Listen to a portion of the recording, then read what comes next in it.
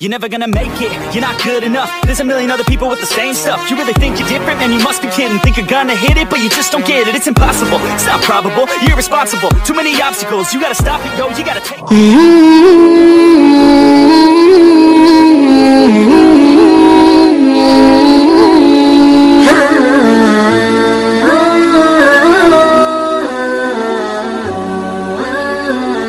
Assalamualaikum warahmatullahi wabarakatuh. Waalaikumsalam warahmatullahi wabarakatuh. Bismillahirrahmanirrahim. Alhamdulillahi rabbil alamin. Wassalatu wassalamu ala ashrafil anbiya'i wal mursalin, imamil muttaqin, sayyidil ghurril muhajjalin, wa ala alihi wa ashabihil mujahidin at-tahirin, amma ba'du. Saudara-saudara kaum muslimin rahimakumullah, sesungguhnya gaya hidup seseorang sangat ditentukan oleh cara bagaimana dia memandang hidup ini. Dengan kata lain, bagaimana seseorang memandang hidup, begitulah dia akan hidup. Oleh sebab itu, untuk mengubah keadaan seseorang harus diawali lebih dahulu dengan mengubah caranya memandang kehidupan ini. Itulah sebabnya dalam surah Ar-Ra'd ayat 11 Allah Subhanahu wa ta'ala menjelaskan, Innallaha la yughayyiru ma biqaumin hatta yughayyiru ma bi anfusihim. Allah Subhanahu wa ta'ala tidak akan mengubah nasib dan keadaan satu kaum sampai kaum itu berusaha mengubah apa yang ada di dalam diri mereka sendiri. Yang ada di dalam diri itu tentu tidak lain adalah rule of thinking, bahasa kerennya state of mind, kata orang Kulon, cara berpikir, cara memandang kehidupan yang akan sangat mewarnai cara orang menjalani kehidupan itu sendiri. Oleh karena itu, pada pertemuan kali ini kita akan membicarakan tentang dasar dan tujuan hidup dari seorang muslim di dalam kehidupan ini. Yang pertama, tentang dasar dan landasan hidup. Seorang muslim tak dapat lain mendasarkan kehidupannya dengan Islam. Di dalam mendasari kehidupan dengan Islam ini, Allah Subhanahu wa ta'ala menuntut, Ya ayyuhalladzina amanu dkhulu fis silmi kafah. Hai orang-orang yang beriman, masuklah kamu ke dalam Islam itu secara total, secara utuh, secara seluruhnya. Jangan separuh-separuh, jangan sepotong-sepotong. Mendasari hidup dengan Islam artinya menjadikan Islam sebagai way of life, sebagai rule of thinking, sebagai state of mind di dalam kita memecahkan problema-problema kehidupan, sehingga tidak satu persoalan hidup yang bagaimanapun kecilnya sekalipun yang tidak tersentuh oleh nilai-nilai ajaran agama Islam ini. Kemudian di dalam mendasarkan hidupnya dengan Islam, ia mempunyai satu keyakinan. Pertama, Islam sebagai dasar hidupnya adalah agama yang sesuai dengan fitrah daripada manusia. Allah Subhanahu wa ta'ala pencipta manusia. Allah Subhanahu wa ta'ala yang menurunkan agama Islam. Oleh sebab itu, tentu saja seluruh konsepsi Islam ini sudah diukur sedemikian rupa sesuai dengan kemampuan yang dimiliki oleh manusia. Secara logika bisa kita katakan, pabrik mobil di Jerman misalnya bikin mobil namanya Mercy. Seiring dengan itu dikeluarkannya buku petunjuk. Mobil ini bernama Mercy, kecepatan maksimal sekian ratus kilometer per jam, daya angkutnya sekian ratus kilogram. Kalau rusak memperbaikinya ini, onderdilnya itu umpamanya. Karena pabriknya yang bikin mobil, lalu pabriknya juga yang mengeluarkan buku petunjuk, tentu buku itu sesuai benar untuk mobilnya. Dan logika mengatakan tidak bisa kita punya mobil Mercy rusak, kita perbaiki dengan menggunakan buku petunjuk yang dikeluarkan oleh pabrik mobil Fiat. Tentu saja mobil makin rusak, acak-acakan dan tidak karu-karuan. Ini artinya, jikalau manusia ingin baik, jikalau manusia ingin mencapai sesuatu yang bernama bahagia, dia harus mengikuti petunjuk yang dikeluarkan oleh yang menciptakan manusia. Dan petunjuk-petunjuk itu telah turun dalam satu konsepsi yang bernama Islam yang sesuai dengan fitrah manusia. Yang kedua, oleh karena keyakinannya bahwa Islam sesuai dengan fitrah manusia, ia pun berkeyakinan bahwa Islam adalah agama untuk seluruh manusia, universal. Walaupun ia diturunkan di tanah Arab, tetapi ia bukanlah agama hanya untuk orang Arab semata-mata. Keyakinan ini perlu ditegakkan kembali, oleh karena akhir-akhir ini muncul pendapat-pendapat yang menganggap seolah-olah agama itu barang impor. Persilahkan saja kalau memang itu merupakan keyakinannya, tetapi menganggap agama sebagai barang impor sungguh merupakan satu kekeliruan yang sangat besar. Bahwa Arab sebagian besar memang Islam, jelas. Tetapi Islam bukannya Arab, itu pun harus kita akui. Kita bisa menjadi Muslim yang baik tanpa perlu menjadi orang Arab. Dengan kata lain, kita bisa menjadi Muslim yang baik dengan tetap menjadi warga negara Indonesia yang baik. Bahwa Al-Quran diturunkan dalam bahasa Arab oleh karena memang ia turun di tanah Arab. Buktinya apa? Walaupun Quran dalam bahasa Arab, tidak satu pun ayat Quran yang ditujukan kepada orang Arab semata-mata. Tidak ada ayat ya ayyuhal arabiyun, hai orang-orang Arab. Tidak ada. Yang ada malah ya ayyuhan nas, wahai manusia. Manusia yang mana? Yang mana saja asal merasa manusia.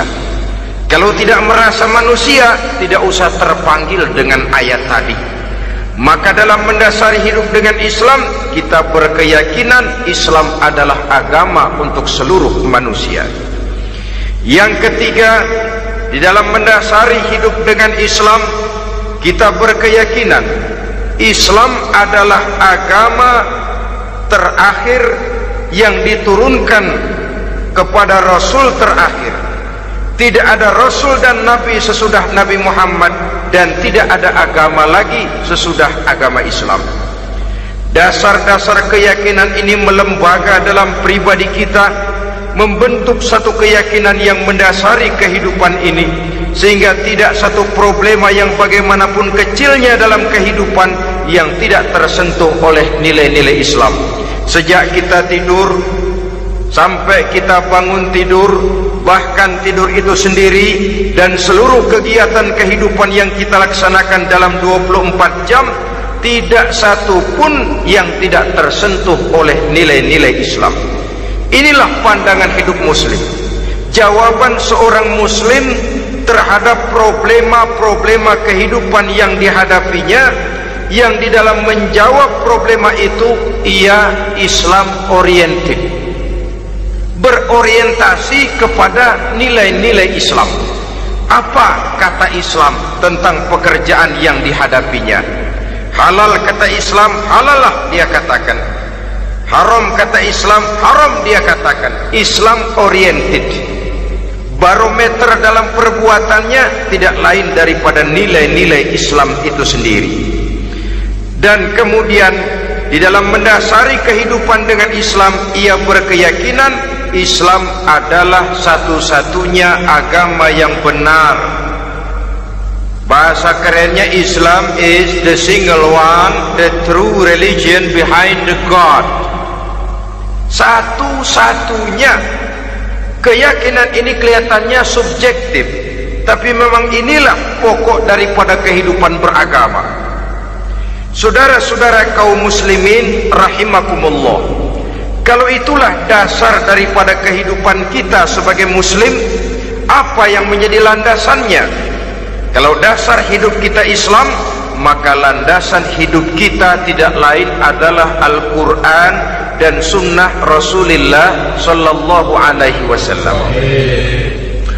Dunia penuh dengan orang-orang besar, dan setiap orang-orang besar itu mempunyai ajaran-ajaran yang pernah jaya, pernah dikumandangkan, didengung-dengungkan, naik ke panggung sejarah untuk kemudian tenggelam.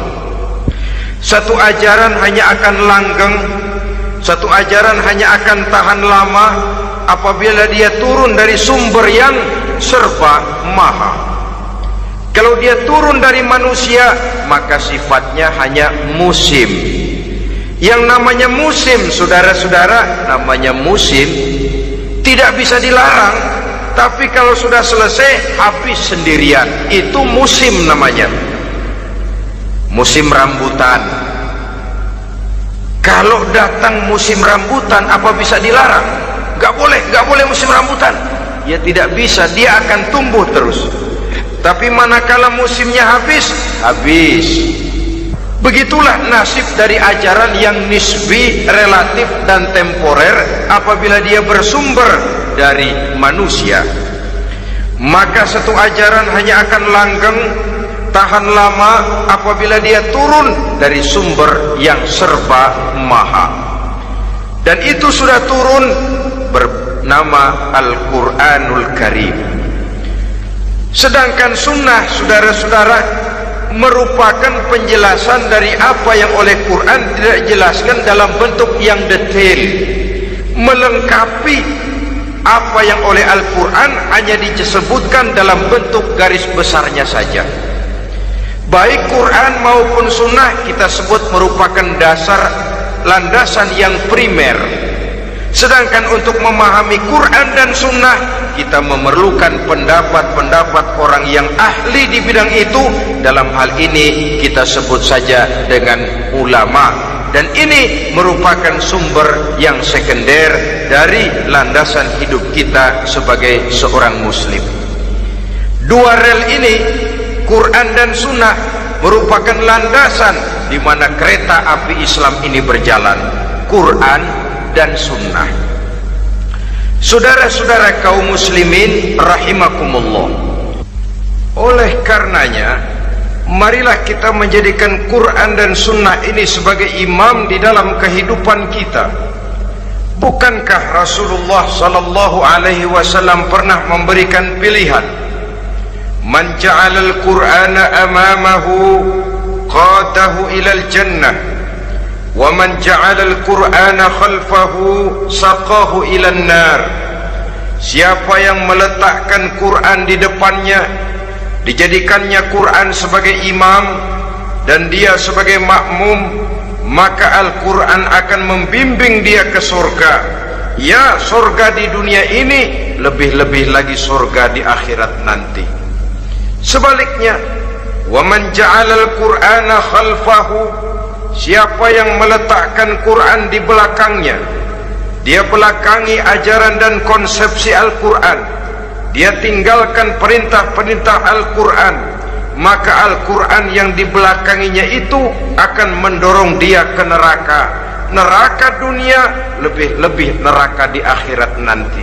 Pilihan terserah kita. Jikalau kita mau menjadikan Quran sebagai imam, artinya kita menjadi makmum. Resikonya dimanapun makmum wajib ikut imam. Imam takbir, makmum takbir, imam ruku, makmum ruku, imam i'tidal, makmum i'tidal. Jikalau Quran imam kita dan kita adalah makmum, maka itu berarti jikalau ke barat komando Quran, ke barat kita pergi. Jikalau ke timur kata Quran, ke timur kita menuju. Jikalau halal kata Quran, halal kita katakan. Jikalau haram kata Quran, haram kita ucapkan. Itu resikonya kita menjadi makmum, menyusun pola hidup yang lebih Qurani. Tapi sebaliknya, ke barat komando Quran, ke timur kita pergi, ke utara kata Quran, ke selatan kita menuju. Halal kata Quran malah kita tidak mau melaksanakannya. Haram kata Quran kita senang bukan main. Artinya kita mau menjadi makmum dan Quran kita jadikan sebagai makmum, kita sendiri malah mau menjadi imam. Kita paksa konsepsi Al-Quran itu supaya sesuai dengan naluri kemanusiaan kita, mengotak-atik hukum, menghalalkan yang haram, mengharamkan yang halal. Dikala itu landasan hidup kita sudah goyah, tidak lagi sebagai landasan tempat kita bertolak, tetapi malah menjadi satu landasan yang kita injak-injak. Sesungguhnya saudara-saudara, Quran tidak akan membawa berkah, tidak akan menjadi rahmatun wa shifaun lil mu'minin, menjadi penyembuh, menjadi rahmah bagi orang-orang beriman apabila yang kita baca itu kita injak-injak di dalam kehidupan. Upaya menyusun hidup yang lebih Qurani ini seiring dengan usaha kita menjadi warga negara yang baik. Yang saya katakan di awal tadi, tidak saling dan tidak harus saling bertentangan. Jadi dengan demikian, dasar hidup kita sebagai muslim adalah Islam, dan landasan hidup kita tidak lain adalah Al-Quran dan sunnah Rasulullah Sallallahu Alaihi Wasallam. Ini landasan tempat kita bertolak. Ini yang mewarnai gaya kehidupan kita. Apapun yang mau kita lakukan, tempat kita bertanya lebih dahulu Quran dan sunnah. Saya mau melakukan pekerjaan ini, apa kata Quran? Saya mau pergi ke tempat ini, apa kata Quran? Saya mau berusaha dengan mengerjakan perusahaan ini, apa kata Quran? Merupakan landasan daripada kehidupan kita.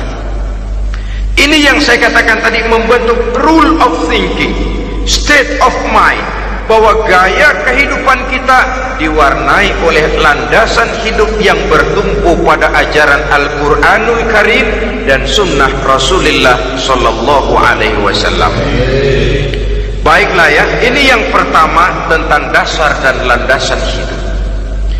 Yang kedua tentang tujuan hidup. Kalau sudah ada landasan tempat kita bertolak, lalu kemana pantai yang akan kita tuju? Mau apa sih kita hidup ini? Berleha-leha, menjalani acara rutin, bangun tidur sampai tidur lagi, kemudian besok begitu lagi, sampai menunggu datangnya sang ajal? Atau ada satu tujuan yang akan kita capai di dalam kehidupan ini? Apabila kita teliti, maka Al-Quran mengajarkan tujuan hidup setiap muslim pada dasarnya ada dua.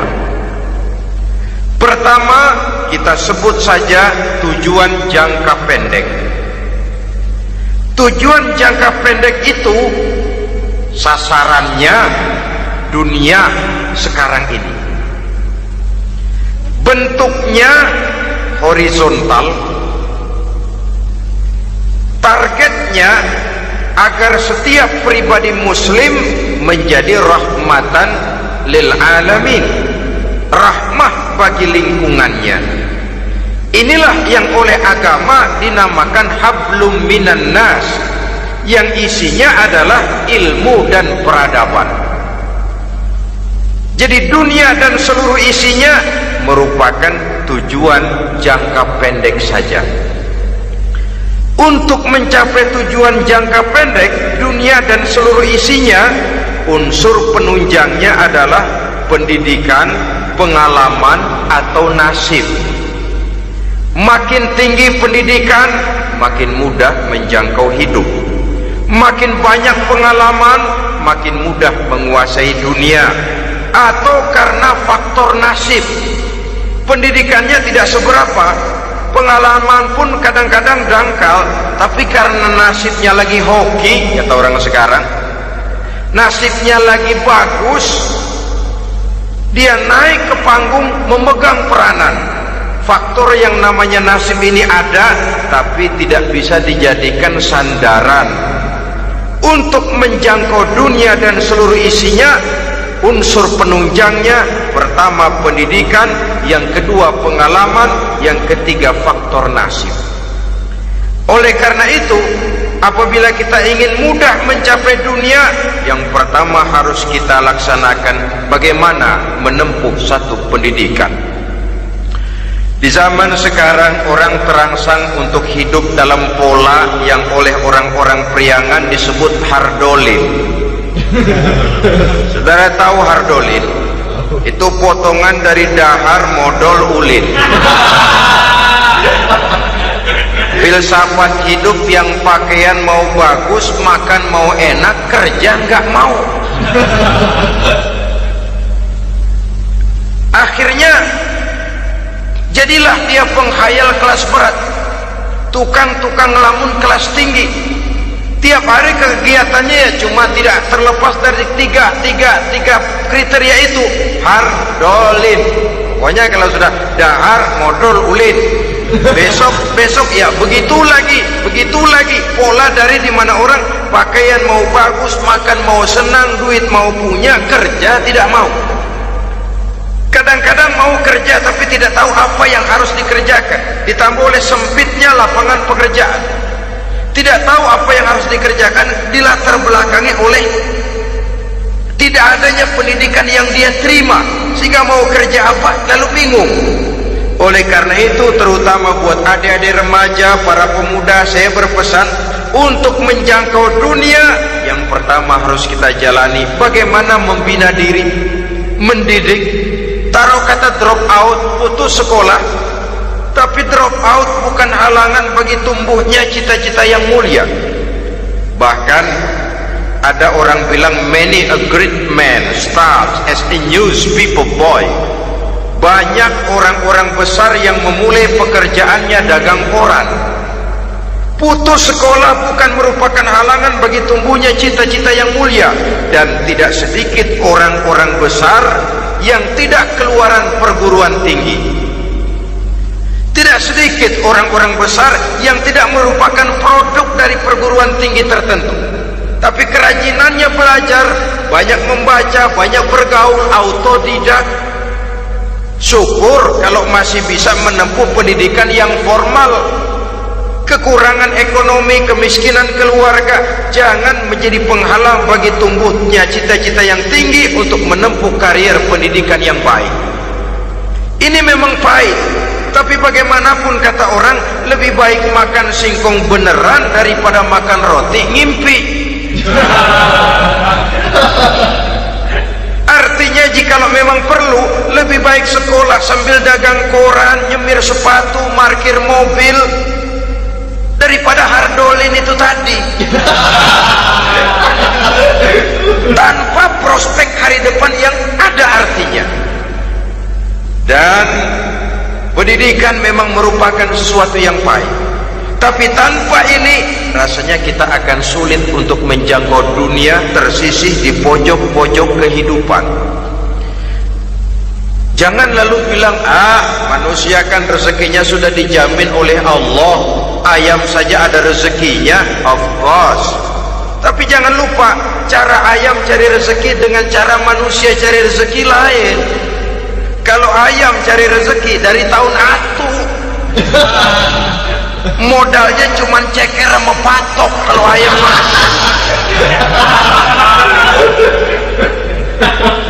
asal bisa nyeker, bisa matok, ayam dapat rezeki.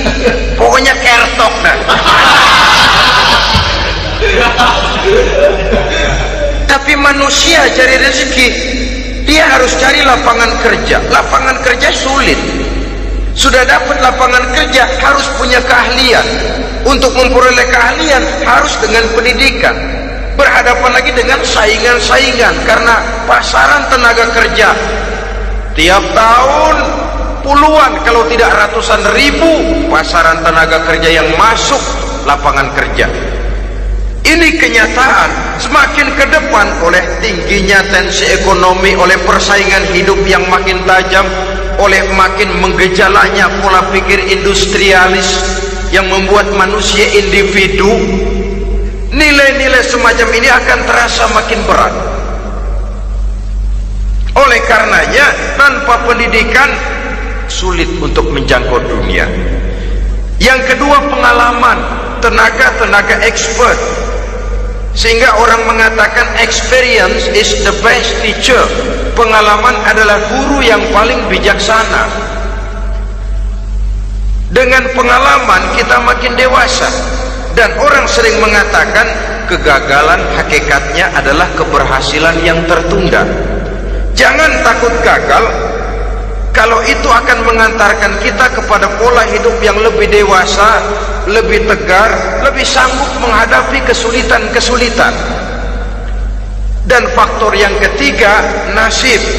Kadang-kadang orang pendidikannya tidak ada, kadang-kadang pengalamannya tidak seberapa, tapi karena nasib, engkongnya misalnya jadi komandan Hansip, dia naik jadi anggota Hansip. Itu karena faktor nasib saja. Yang ketiga ini ada, tapi tidak bisa dijadikan sandaran dalam arti bahwa kita lalu mengandalkan nasib. Lo nanti udah gede mau jadi apa? Masih gimana nasib aja dah. Jadi orang syukur, jadi gembel nasib. Tidak bisa kita menghadapi hidup dalam satu alur spekulasi. Tidak bisa kita menjalani skenario kehidupan ini dengan bersikap untung-untungan. Karena kehidupan walaupun tidak bisa dipastikan, paling kurang bisa dirancang, bisa direncanakan, bisa ditargetkan, bisa dianalisa kemungkinan-kemungkinannya. Walaupun tidak bisa dipastikan, tapi bisa diperhitungkan. Sebagai manusia yang terikat oleh causality, oleh hukum sebab akibat, sewajarnya kita memperhitungkan kemungkinan-kemungkinan itu. Kira-kira 5, 10, 15 tahun yang akan datang, sejauh mana kesulitan-kesulitan dalam kehidupan ini, sejauh mana persaingan dalam hidup, sejauh mana tenaga kerja dibutuhkan, sejauh mana keahlian dan skill menunjang ke arah itu. Kalau tidak, kita akan tersisih di sudut-sudut kehidupan untuk lebih banyak jadi penonton daripada menjadi pemain.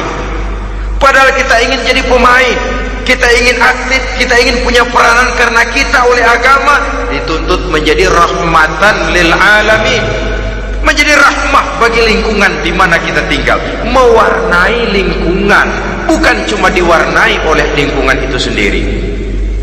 Itu tadi tujuan jangka pendek sebagai tujuan yang pertama. Yang kedua, tujuan jangka panjang. Tujuan jangka panjang ini sasarannya adalah akhirat. Bentuknya vertikal, targetnya adalah mardotillah atau ridho daripada Allah.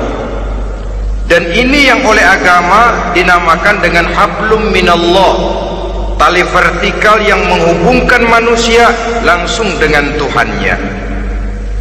Untuk mencapai tujuan jangka panjang akhirat ini, unsur penunjangnya adalah prestasi ibadah. Kalau untuk tujuan jangka pendek, dunia dan seluruh isinya, pendidikan, pengalaman dan nasib memegang peranan yang sangat penting, maka untuk akhirat, pendidikan, pengalaman, nasib tidak punya pengaruh banyak. Unsur penunjangnya adalah prestasi ibadah. Bagaimanapun tinggi pendidikan, bagaimanapun banyak pengalaman, tanpa prestasi ibadah nol besar kita dalam pandangan Allah Subhanahu wa ta'ala. Saudara-saudara kaum muslimin rahimakumullah, itu sebabnya seorang muslim sholat, puasa, haji, zakat, yang kalaupun ada target dunia itu cuma side effect saja, sekedar satu efek sampingan. Target utamanya tetap tujuan jangka panjang, akhirat dan ridho Allah. Kenapa kita sholat? Untuk mencari ridho Allah. Kenapa kita laksanakan ibadah haji? Untuk mencari ridho Allah.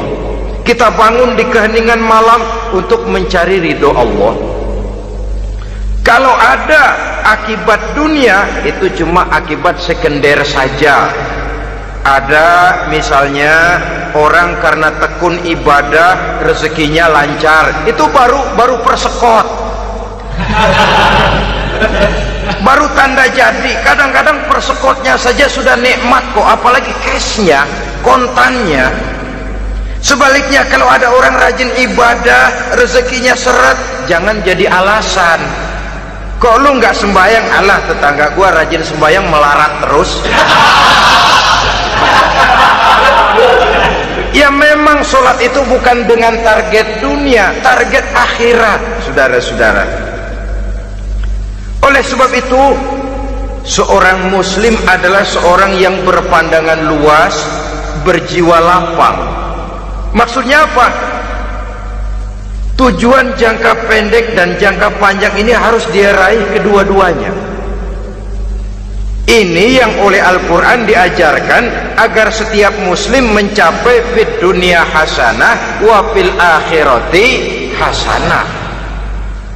Kebaikan di dunia, kebaikan di akhirat, itu arti hasanah. Jangan macam orang dulu, punya istri dua pergi haji.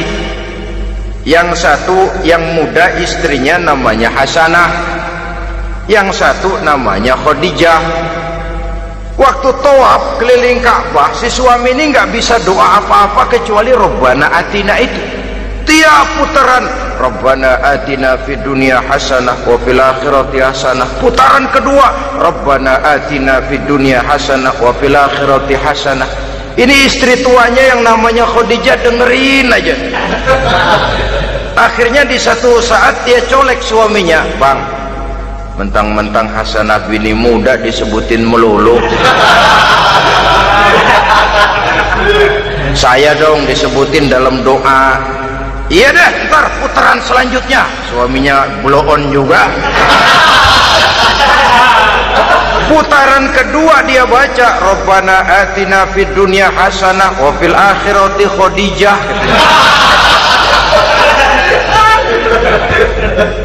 Saudara-saudara, itu makna refleksi daripada doa tadi itu, doa sapu jagat.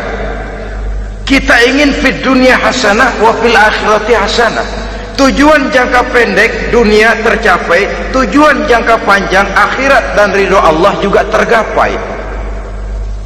Oleh sebab itu Al-Quran menjelaskan, wabtaghi fima atakallahu ad-daral akhirah wa la tansa nasibaka minad dunya. Dengan karunia yang diberikan Allah kepadamu, carilah bahagia akhirat. Wa la tansa nasibaka minad dunya, tetapi jangan lupakan bagianmu dalam kehidupan di dunia ini. Cari akhirat, utamakan akhirat dengan tidak usah melupakan jatahmu di dunia. Kenapa saya katakan seorang muslim berjiwa besar? Sebab andai kata dia gagal mencapai tujuan jangka pendek, andai kata dia gagal di dunia, dan dia oleh Islam diajarkan jangan sampai gagal, tapi andai kata dia gagal, dia masih punya tujuan jangka panjang, akhirat dan ridho Allah. Dia masih bisa menghibur diri, biarlah di dunia kita sederhana, bahkan biarlah susah di dunia, asal di akhirat kita bahagia. Orang yang tidak punya pandangan hidup semacam ini, surgalah dunia ini, segalanya telah tertumpu di sini. Bila umurnya selesai, ajalnya datang, selesai sudah, surganya sampai di situ, dan dia tidak punya pengharapan lain di belakang itu. maka seluruhnya bertumpu pada kehidupan di dunia. Padahal dunia seperti air laut, makin diminum makin haus, makin kering tenggorokan. Dunia yang diperturutkan menyeret manusia ke dalam lingkaran setan, terjebak dalam sifat yang namanya tamak bin rakus alias serakah.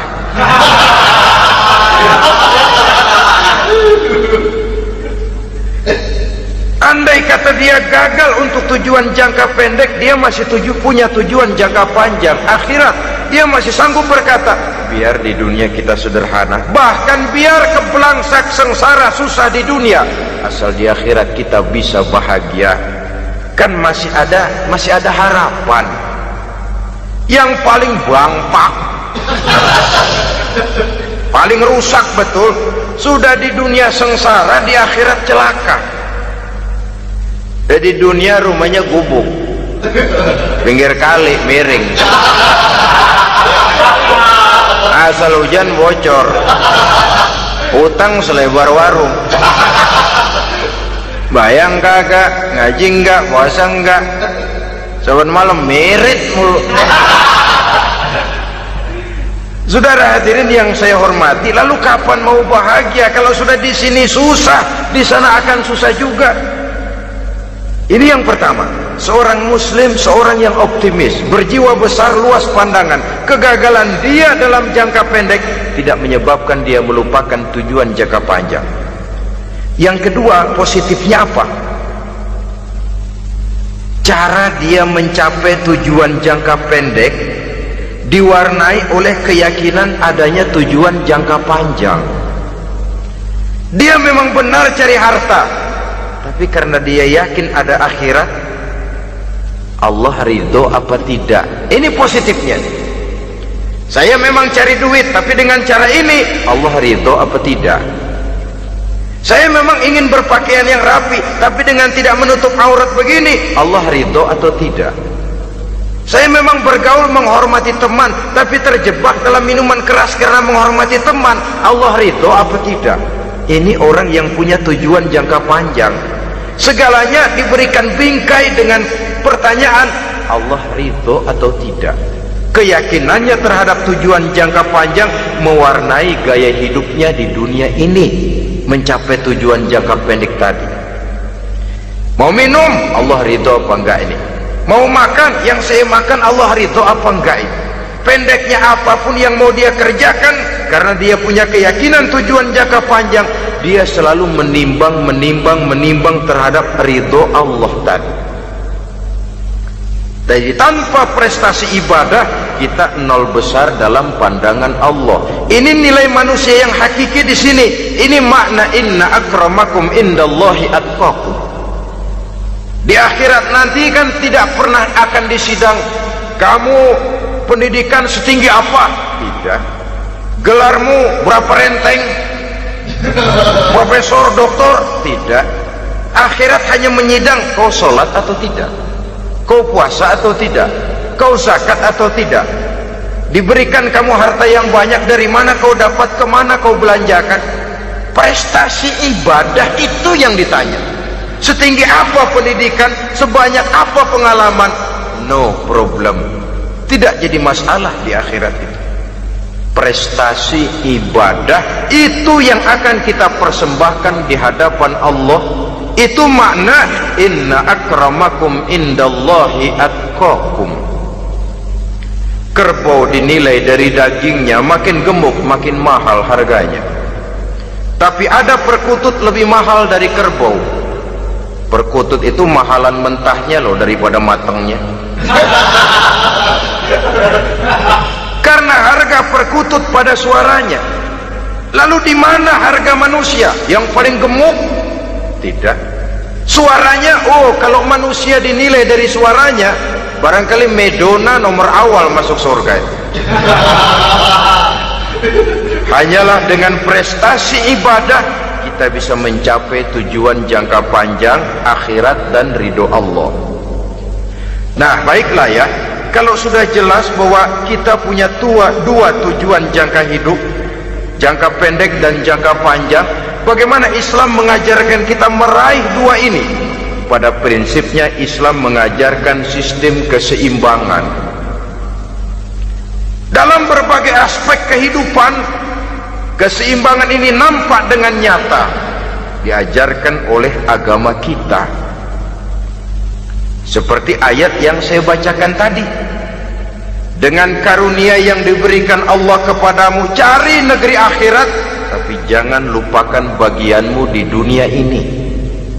Dalam bentuk yang lebih nyata, bekerjalah untuk duniamu seolah kau akan hidup buat selamanya, tapi bekerjalah buat akhiratmu seolah kau akan mati besok. Manifestasinya dalam kehidupan, misalnya orang kaya diperintah membantu yang miskin, tapi orang miskin dianjurkan berusaha. Jangan mengandalkan hidup kepada yang kaya, seimbang. Kamu kaya, betul Pak, bantu yang miskin. Kamu miskin, iya Pak, berusaha, seimbang. Tuan rumah diwajibkan menghormati tamu, tamu diwajibkan tahu diri, seimbang. Jadi bagaimana kalau sudah kita bekerja di sawah, di ladang, di pasar, di kantor, anggap kita akan hidup selamanya agar timbul gairah kerja. Tapi kalau sudah sholat, anggap kita akan mati besok supaya timbul khusyuknya. Nah, titik tekannya di mana? Stresnya itu. Walaupun Islam mengajarkan sistem keseimbangan, tapi Al-Quran tetap menggarisbawahi walal akhiratu khairul laka minal, bahwa bagaimanapun seimbangnya, akhirat itu lebih utama daripada dunia. Bagaimana implementasinya? Kata orang-orang tua, kalau kita menanam padi, rumput pasti tumbuh, tapi nanam rumput jangan mimpi tumbuh padi. Maksudnya apa? Kalau satu perbuatan kita niatkan karena Allah, dunianya pasti ikut. Tapi kalau satu perbuatan diniatkan karena dunia semata-mata, akhirat akan hilang. Sebab itu, biasakanlah berbuat sesuatu baik untuk tujuan jangka pendek, lebih-lebih untuk tujuan jangka panjang, dengan motif lillahi ta'ala. Jadi saya ulangi, satu perbuatan kalau sudah diniatkan karena Allah, dunia biasanya ikut. Tapi kalau diniatkan karena dunia semata-mata, akhirat akan luput. Padahal itu titik tekannya, walal akhiratu khairul laka minal ula. Saudara-saudara kaum muslimin rahimakumullah, ini tujuan hidup. Jadi landasan tempat kita bertolak sudah jelas, pantai yang akan kita tuju dalam kehidupan ini juga sudah nyata. Kita ingin mencapai apa yang dinamakan fid dunya hasanah wa fil akhirati hasanah. Untuk itu perlu ada keseimbangan, tetapi titik tekannya tetap akhirat lebih utama daripada kehidupan dunia ini. Sekarang kalau sudah ada dasar hidup, sudah ada tujuan yang akan kita capai, tentu harus ada alat untuk mencapainya. Semuanya perlu sarana. Bahkan pada hakikatnya dalam kaidah usul fikih, para ulama mengajarkan lil wasail hukmul maqasid. Sarana dan tujuan hukumnya sama. Ini mestinya mendidik umat Islam jadi pinter. Jangan cuma berpikir melaksanakan satu pekerjaan, tapi juga berpikir menciptakan sarana untuk terwujudnya pekerjaan itu. Misalnya umat Islam wajib pergi haji kalau mampu, kan begitu toh? Kalau dia umat Islam Indonesia, tentu pergi hajinya ke Mekah. Mekah, Jeddah, Mekah, Indonesia, perlu sarana angkutan untuk sampai ke sana. Kapal laut, kapal udara. Artinya umat Islam harus maju di bidang teknologi, bisa menciptakan pesawat, bisa menciptakan kapal laut, sarana yang akan menyampaikan dia untuk bisa melaksanakan ibadah haji. Selama ini kita bertumpu kepada pemikiran, pokoknya kan yang penting gue pergi haji pakai apa, kayak gue punya duit. Dari segi pribadi memang barangkali begitu, tapi sebagai umat yang harus mencapai kemajuan, apabila diperintahkan melaksanakan sesuatu, kita pun hakikatnya dituntut menciptakan sarana untuk menunjang pelaksanaan sesuatu itu sendiri. Agama mengajarkan an-nazafatu minal iman, kebersihan sebagian daripada iman. Siapa yang menciptakan mesin cuci, sabun-sabun keras, deterjen, rinso dan lain sebagainya? Siapa yang menciptakan air condition, pembersih ruangan? Kita hanya berpikir pokoknya kan bersih, mau pakai apa kek. Kita jarang yang berpikir kepada pewujudan teknologi modern untuk menerjemahkan hadis itu. Syukurlah belakangan ini sudah muncul teknokrat muslim yang dijiwai oleh semangat Al-Quran, membuka tabir rahasia konsepsi Islam di lapangan teknologi modern, yang makin lama makin menunjukkan tuntutan kebutuhan daripada umat itu sendiri. Dengan demikian, apabila ada tujuan hidup, kita memerlukan alat untuk mencapai tujuan tadi. Supaya tujuan fid dunia hasanah wa fil akhirati hasanah tercapai, apa alat yang harus kita pakai? Kita lihat surah At-Taubah ayat 111 memberikan jawaban. Innallaha ashtara minal mu'minina anfusahum wa amwalahum bi anna lahumul jannah. Sesungguhnya Allah telah membeli dari orang-orang beriman diri mereka, harta mereka, bahwa sesungguhnya bagi mereka adalah surga. Coba kita simak ayat ini sejenak, akan nampak dengan jelas bahwa ayat ini hakikatnya merupakan satu transaksi yang nyata benar antara kita dengan Allah. Transaksi jual beli sudah terjadi, dan itu langsung dengan Allah, tertuang dalam pernyataan Quran. Pembeli Allah, penjual kita orang-orang beriman, dagangannya adalah anfus dan amwal, harganya adalah surga. Itu sudah tanda tangan pernyataan kita siap jual beli ya Allah. Apalagi baiat kita apa? Inna solati wa nusuki wa mahyaya wa mamati lillahi rabbil alamin. Solatku, ibadahku, hidup dan matiku cuma untuk Allah, Tuhan seluruh sekalian alam. Minimalnya 5 kali sehari semalam baiat ini kita ulang dan kita ulang. Kenapa lalu kita tidak konsekuen? Dalam konteksnya dengan persoalan, maka alat hidup kita itu ada 2. Pertama, anfus. Ini bentuk mufrad dari jamaknya, bentuk jamak dari mufrad nafsun. Biasa diterjemahkan dengan diri. Yang dimaksud dengan diri adalah kepribadian. Yang dimaksud dengan kepribadian ialah kekayaan yang kita miliki dalam kepribadian kita. Artinya bisa tenaga, pikiran, konsep, gagasan, wewenang, ide, pangkat, jabatan, kemampuan, keahlian, skill, itu semuanya masuk ke dalam anfus, diri. Sedangkan amwal bentuk jamak dari mufrad malun, biasa diterjemahkan dengan harta. Pengertian di sini ialah seluruh bentuk-bentuk materi yang berada di bawah kekuasaan kita. Bisa rumah, bisa uang, bisa tanah, bisa kebun, bisa pabrik, bisa peternakan, itu semuanya amwal.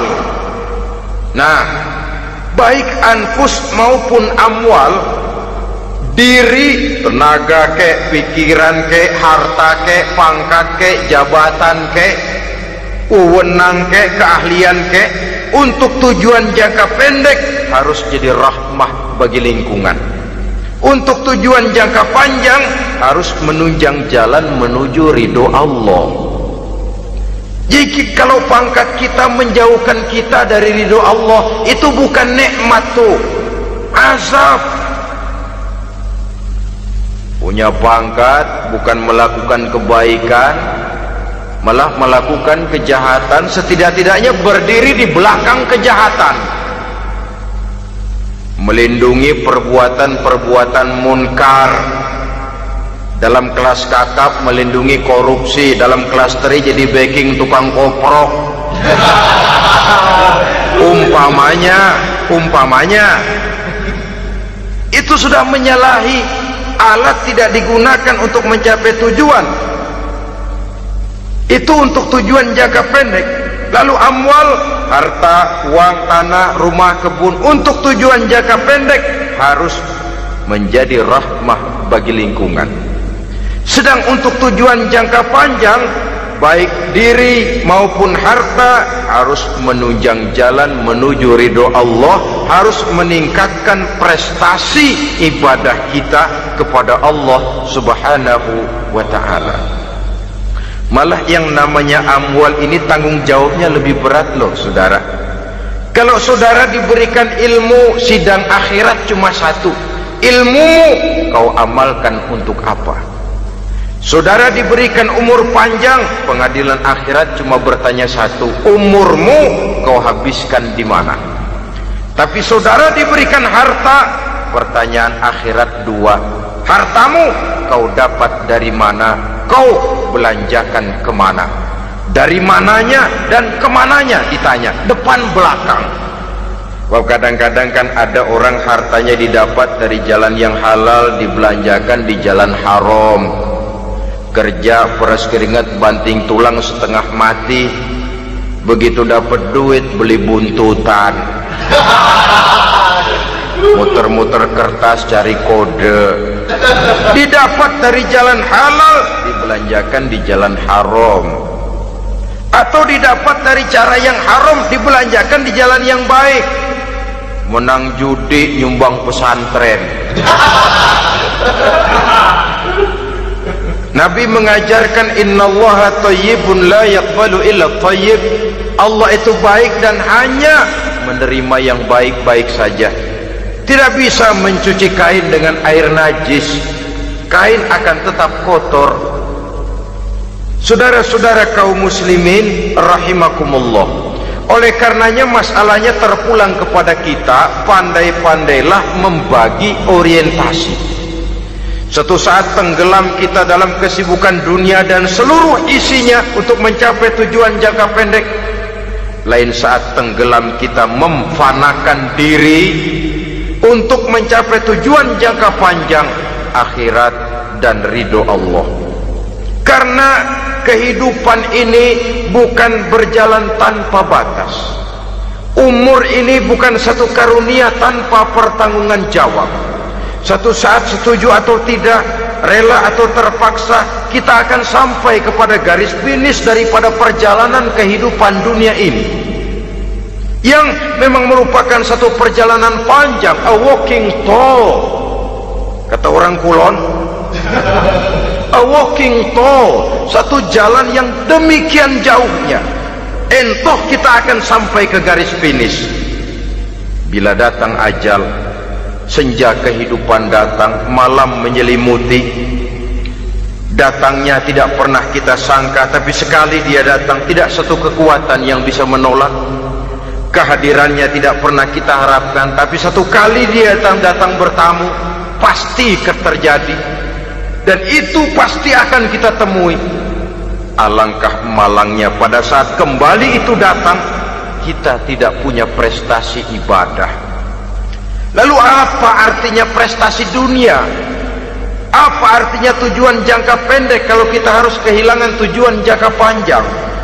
Rumah kita yang besar, pangkat kita yang tinggi, harta kita yang banyak, bisakah menolong kita untuk kalau sudah kumpul di padang mahsyar nanti? Malaikat, jangan gebugin saya, rumah saya harga 2 miliar.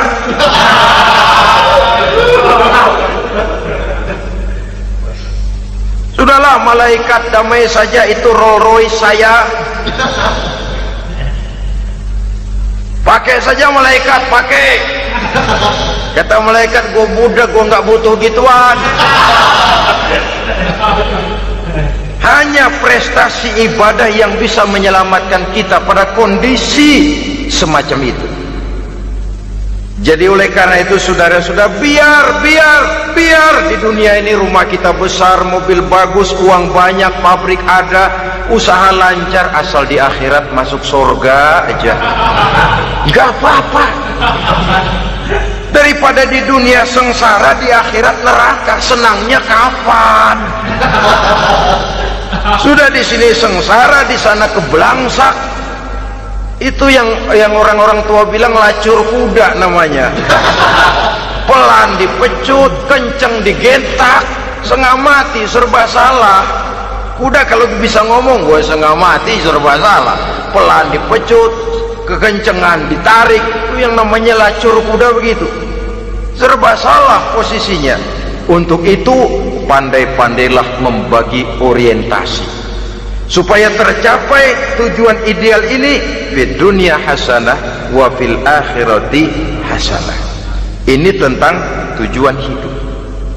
Nah, untuk mencapai tujuan ini kita tidak berjalan sendiri, kita perlu teman hidup. Di samping teman hidup ada pula lawan hidup. Siapa teman hidup kita untuk mencapai tujuan hidup ini? Dalam arti sempit, teman hidup kita suami istri yang taat kepada Allah. Suami istri lebih dari sekedar satu pasangan, juga saling melengkapi, merupakan bagian daripada kehidupan. Suami adalah teman istri, istri adalah teman suami untuk mencapai tujuan hidup tadi, mencapai fid dunya hasanah wa fil akhirati hasanah. Seiring, seirama, selaras, serasi, seimbang, kata orang sekarang. Teman dalam arti sempit. Adapun teman dalam arti luas, setiap orang yang pandangan hidupnya sama dengan kita, setiap orang yang akidahnya sama dengan kita, terlepas dari suku bangsa apapun, warna kulit apapun, bahasa apapun, jikalau keyakinannya sama, pandangan hidupnya sama, dia adalah saudara kita dalam artian yang luas. Islam tidak kenal teritorial, maka tidak ada itu Islam Jepang. Ya walaupun secara formalnya ada, tapi informal Muslim adalah Muslim, diikat dengan akidah. Itu teman hidup. Lalu lawan hidup siapa? Pertama iblis, dalam segala bentuk dan implementasinya. Yang kedua, setiap orang yang pandangan hidupnya tidak sama dengan kita secara ideologis, itulah lawan hidup kita. Maka yang teman jadikan teman, yang lawan jadikan lawan. Jangan teman dijadikan lawan, lawan dijadikan teman. Itu namanya kopiah dipasang di kaki, pak bakyak naik ke jidat. Wajar kalau kepala lalu jadi benjol. Salah milih teman, salah cari lawan. Salah milih teman, salah cari lawan. Akibatnya kita yang akan susah di kemudian hari nanti. Saudara-saudara kaum muslimin rahimakumullah, oleh karenanya pandai-pandailah dalam hidup ini. Yang teman jadikan teman, yang lawan jadikan lawan. Kalau lawan kita jadikan teman, sementara teman kita jadikan lawan, dan itu yang banyak terjadi dalam praktek kehidupan, kita tidak akan bisa mencapai tujuan karena akan tertarung di kaki sendiri. Nah, ini sajalah yang kita bicarakan pada pertemuan kali ini. Mudah-mudahan ada manfaatnya. Terima kasih atas segala perhatian, mohon maaf atas segala kekurangan. Usikum wa nafsi bitaqwallah. Wassalamualaikum warahmatullahi wabarakatuh. Waalaikumsalam warahmatullahi wabarakatuh.